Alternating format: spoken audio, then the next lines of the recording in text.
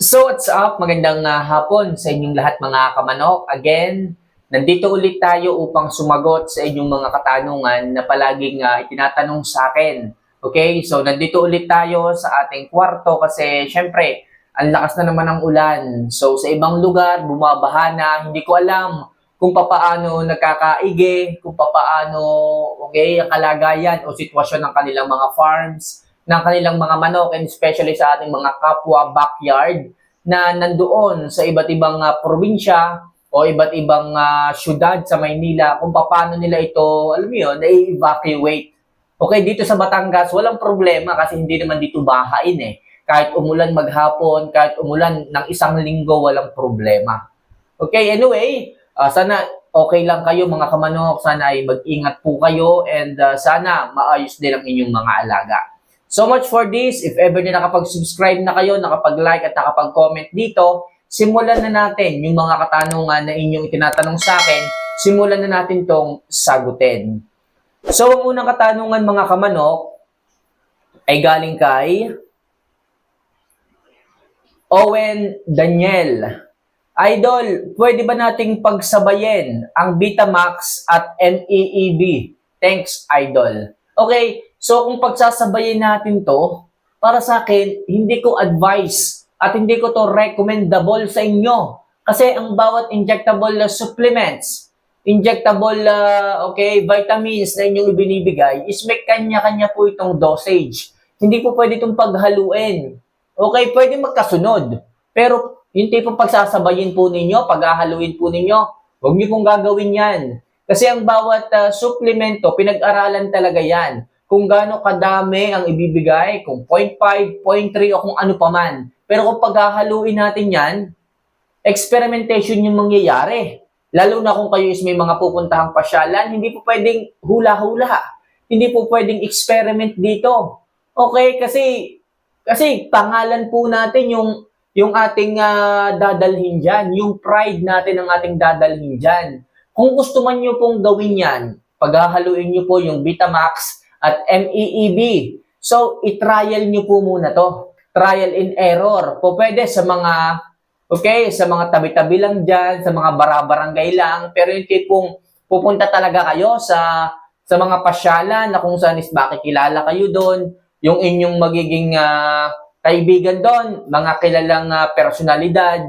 So, wag niyo po munang gawin yan kung kayo ay manghuhula-hula. Mas maganda kung subukan niyo po muna yan kung kayo pupunta sa mga barabarangay lang muna, dyan sa inyong lugar, okay yan. Okay, magtagumpay man o hindi, walang magiging problema. Kaya mga kamamay, kung ako naman tatanungin po ninyo, pwede ba pagsabayin, paghaluin yan, wag niyo pong gagawin. Pwede magkasunod.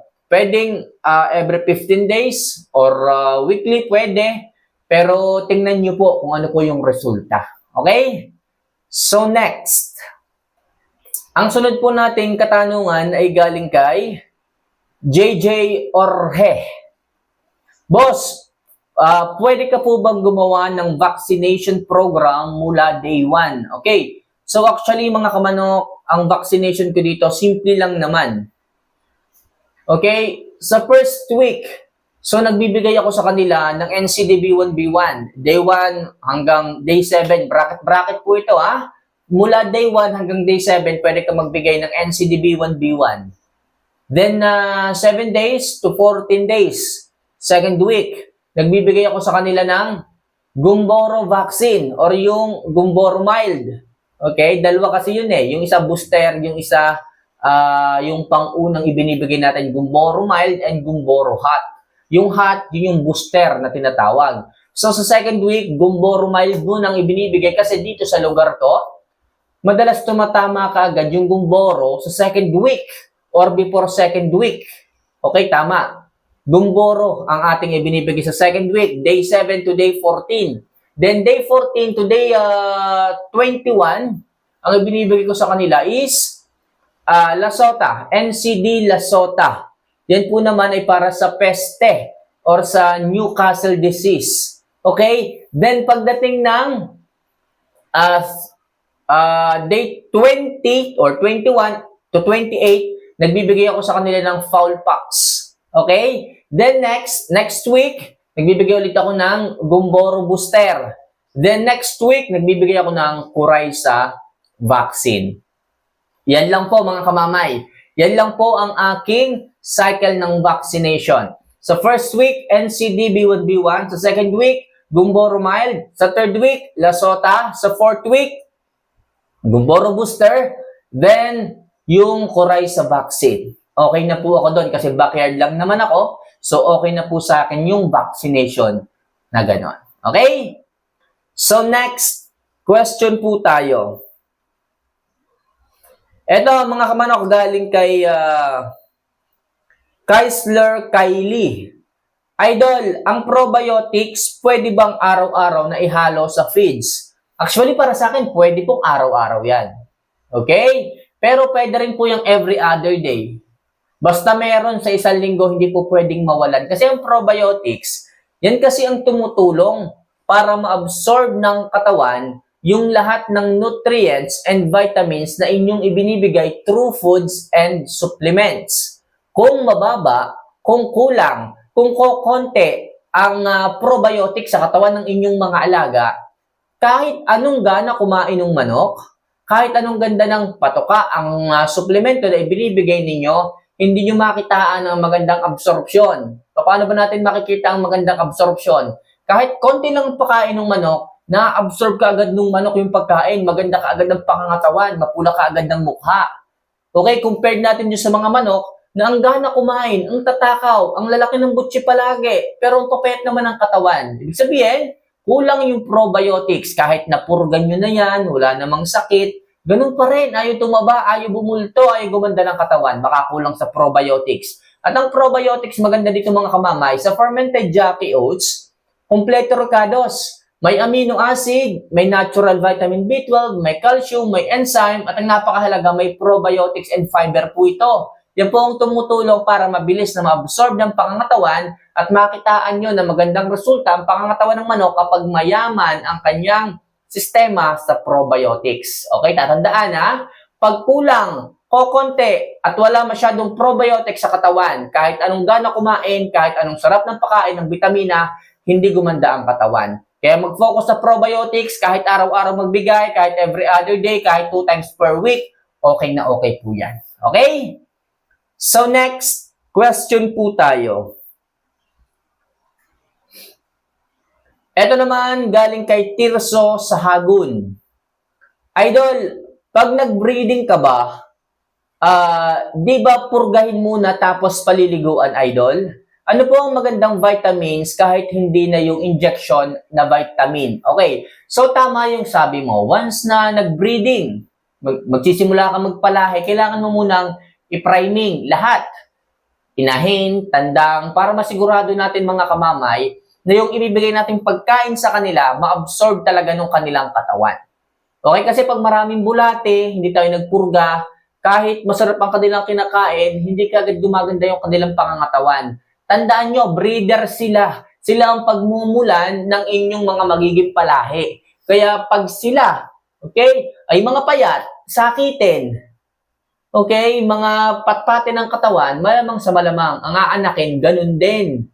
Lalo na kung sipunin, hindi nyo na priming, hindi nyo na gamot, sipunin pa yung mga inahin po ninyo, kahit umitlog yan, kahit mapisa yung mga sisiw na aanakin, ang daling dapuan ng sakit. Kaya hanggat maaari, healthy yung breeder, para yung itlog, yung sisiw, healthy rin po sila. So, anong magandang maintenance pagdating sa breeding, pagdating sa ating mga alaga? Actually, ang tinatanong mo is vitamina, oral supplements na maaaring makatulong sa kanila. Okay? Actually, kahit naman wala po, pwede eh. Basta sabi ko nga palagi sa inyo, daanin nyo sa balansyadong pagkain.